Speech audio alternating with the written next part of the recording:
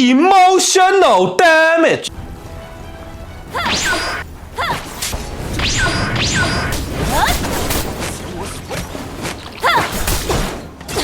了脱生命。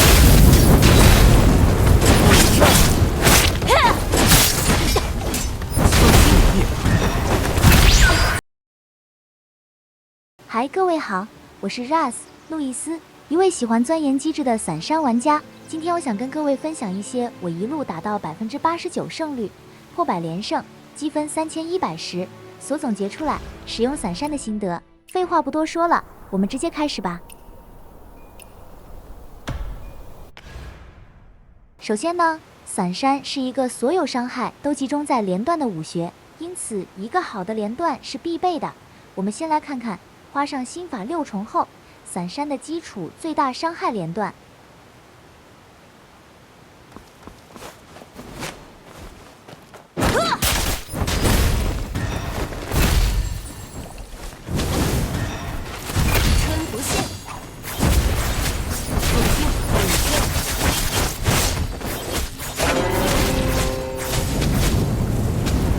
好，这就是我自己研究目前在使用的最大伤害连段。有些人可能注意到了，这个连段跟目前陆服那些人打的主流连段完全不同。至于是哪套，我就直接打一次好了。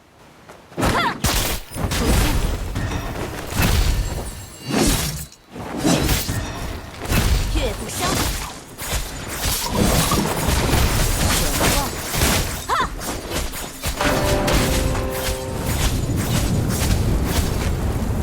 好，现在我想解释一下，为什么我认为我现在这个连段是全面优于陆服那个直到现在依旧是陆服主流的老连段的。首先，第一点，伤害几乎相同。如果我们比较土火整段跟骑龙的伤害，实际上就比骑龙低一点点而已。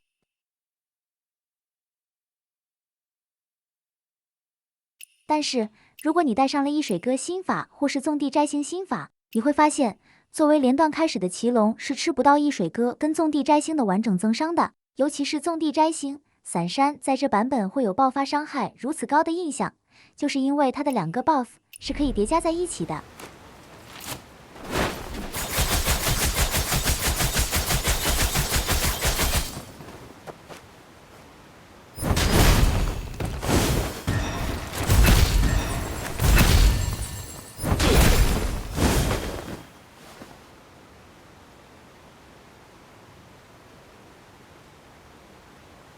也就是说，你释放骑龙时是人物伤害输出最低的状态，而土火的好处不止如此。第二点，精元，实战中土火消耗的精元甚至比骑龙更少，因为我们郁郁必定会在处决后吐火，省下了处决吐火前要喝酒所需要的10精元。实际上，我们第一次的吐火只花了10精元而已。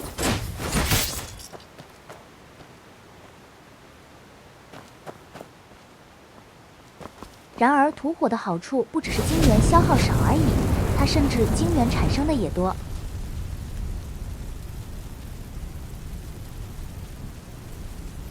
这游戏即由攻击敌人所产生的精元回复是有一个隐藏 CD 的，在这个约略2秒的 CD 内，你就算打多少次，精元也就回一下。而任何 DOT 都能满足这个空档。可以完完全全拿到理论上的最大产生精元。9剑的流血也是同样的道理，只要你给敌人上到流血，然后专注防守，你的精元就会疯狂回复。这也是为什么9剑能够随便开阴阳鱼踪步，然后是论剑里最流行的武器的隐藏因素之一。我只能说，强者处处是惊喜。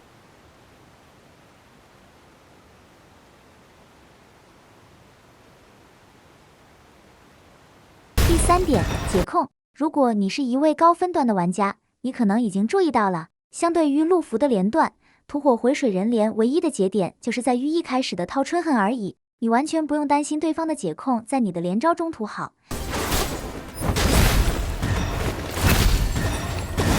第4点，挑飞 CD。如果你是千丝玉专精玩家，肯定遇过连招到最后一刻挑飞却差一点转好的痛苦。很多人没注意过葫芦飞飞的心法。有个效果是让回水人这个动作能给挑飞减 CD 的。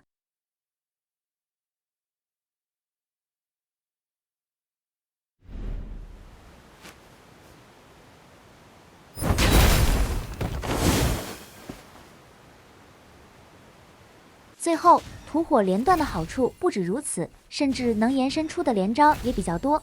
想要接蛤蟆也可以，但要介绍连招的篇幅太长了，有机会出连招指南再说。好，我们把对方无解控时的最大连段确立了。那么当对方有解控时，挑飞后要打什么呢？有2种选择：第一，直接吐火；第二，自在回水人掏春恨。这2种都是顶掉解控很可以的选项。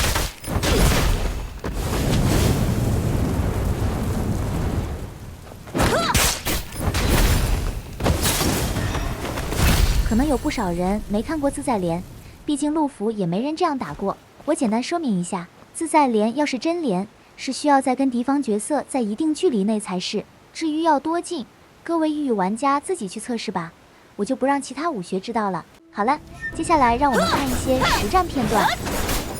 骗解控，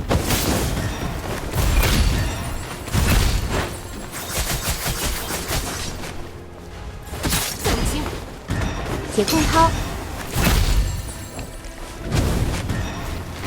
春不现，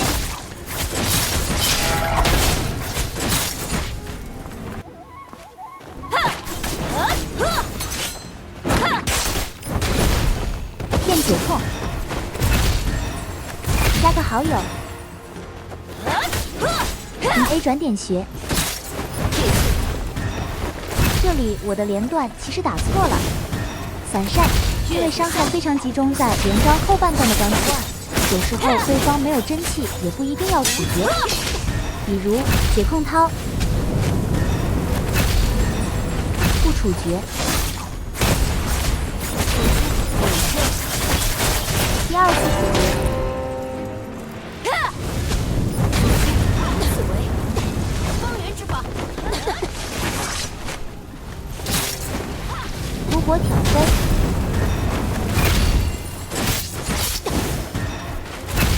不处决。第2次处决，打空中5连的最大好处就是能压制守关员的时间。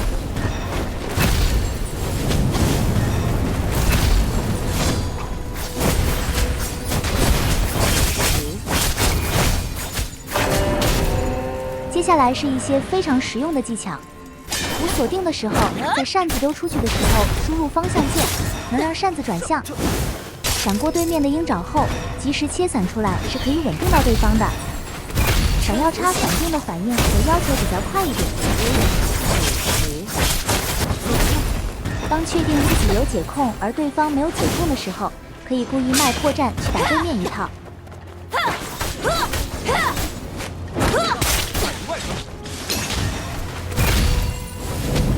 好，最后大致上展示一下我个人打论剑的装备偏好。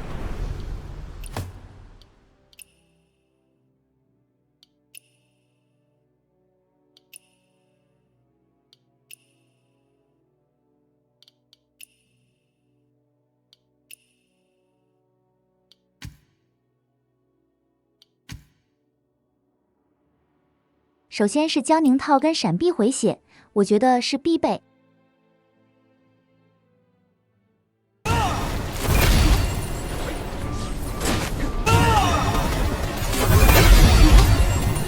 谢氏回真气，遇到喜欢贪伤害的对手很好用。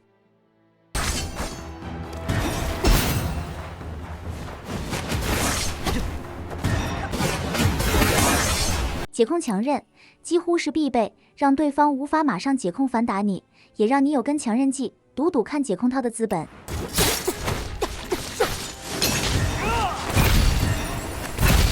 好了，大概是这样，感谢大家的观看。最后是一些常被私讯问到的问题：最高几连胜？124连胜。域域最怕遇到的武学：9枪，会玩的无名枪，打出上限的9键，按键跟游戏系统设置。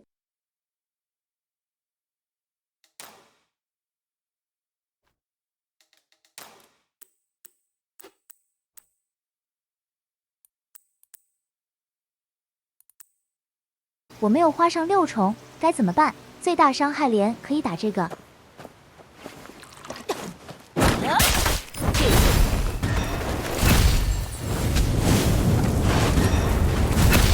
春不现，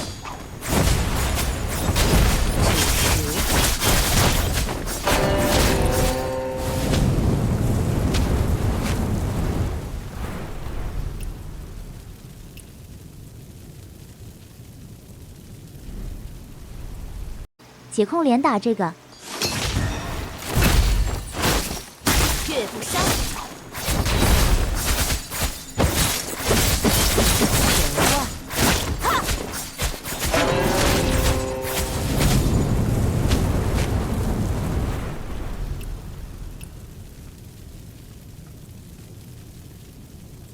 电脑硬体如何？长这样。我的招式怎么都是尾连，该怎么办？试试看预输入，比如小飞落到一半就可以按切武器了。如果很多人都还是有尾连的问题，在留言区告诉我，我再出一部连招机制详解。心法全6重下的最佳心法：一水歌、花上月令、怒斩马、葫芦飞飞。好啦，以上就是这期影片的全部内容，感谢各位跟我一起看到最后。如果今天的分享能帮你在论剑路上少走一点弯路，那就是对我最大的支持。